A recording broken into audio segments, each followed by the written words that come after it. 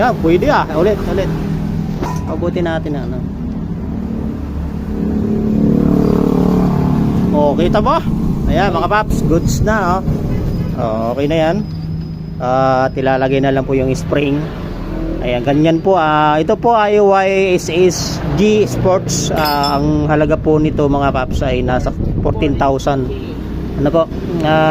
Kaya pinagawa ni boss kasi sayang. Ang napakamahal po ang rear shock na ito. YSS, no? Ang oil seal nito napakaliit lang. Ayan, nakakabit na po. Yung spring pinapinturahan daw ito nung may-ari. Ano daw po ito? Anong tawag nun? Powder coat. Kasi makalawang daw ito. Pwede naman po kayo magpa-powder coat. Ayan, tinan nyo po mga paps. Meron